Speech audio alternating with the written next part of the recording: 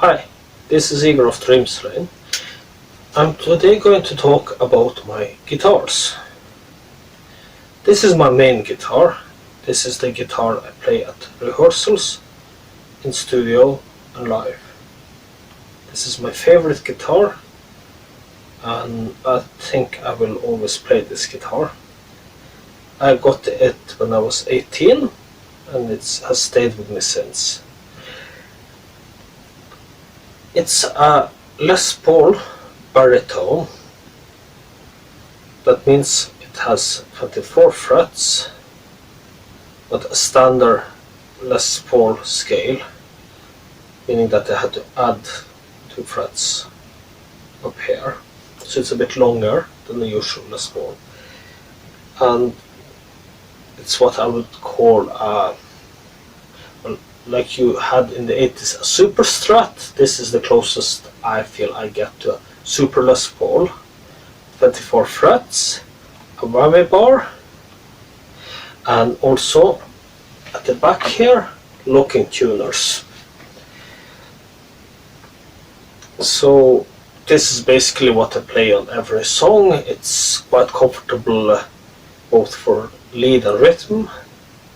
Use 12 to 60 strings, quite heavy strings, but I like the feel. I like that they're quite tight and you can still bend with them, no problem, just have to apply some force. But since I play a lot of acoustics and I started on an acoustic guitar, I never thought about it being a problem.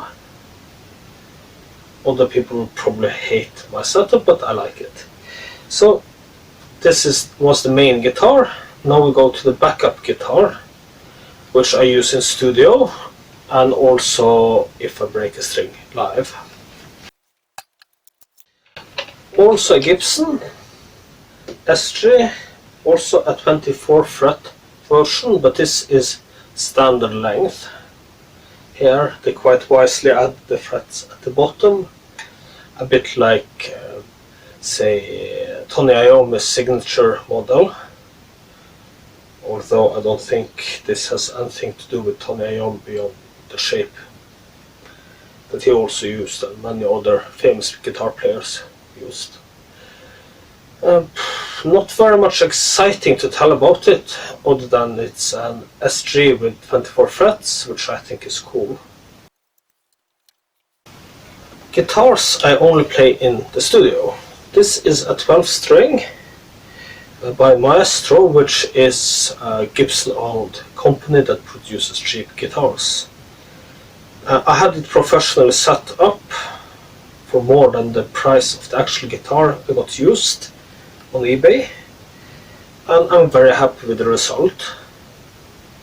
It's great both for acoustic in the studio and also for this black metal style riffing, because I get a very bright sound with it because of the resonance strings, but not really possible to switch between guitar lives with me being the only guitar player, so this stays at home.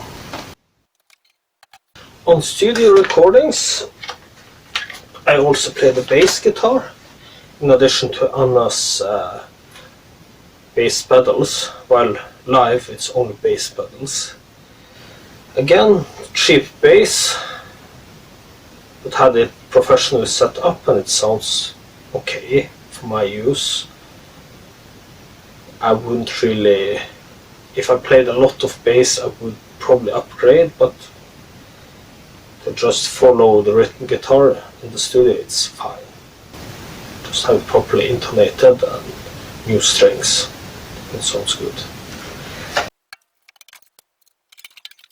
Now we're getting to the more exotic stuff, or less usual stuff for a metal band. This is a 6-string banjo, so you play it like a guitar, no retraining necessary, and I use it for finger-picked acoustic parts in the studio. It sits a bit better in the mix, in my opinion, than just a steel string guitar. It has a bit thicker sound. So you can find it on the intro of Knights of La Mancha, where you expect it to be an island string, but it's actually the banjo. And also I do some fun things with it, with a phaser and a flanger as an effect. Final guitar. So this is the newest guitar in my collection. I use it for some acoustic lead and acoustic rhythm guitar on some of the songs on our album. So I don't make it up. It actually has a jack input. And of course there's some PSO microphones that aren't great, but in the mix you can solve that. So yeah, that's all the guitars I play on a recording. Final guitar is this Easy Rich Warlock Black Through Floyd Rose, which I don't use because it has a very different sound to the other guitars. So I can't really use it as a backup guitar live without changing a lot of amp settings. But it's nice to have a guitar to bring to jams. This is also the only standard tuned guitar. The rest of my guitars are tuned in D. So when I just want to join in someone else's project or attend a jam, this is the guitar I bring. So thank you for listening. Stay metal.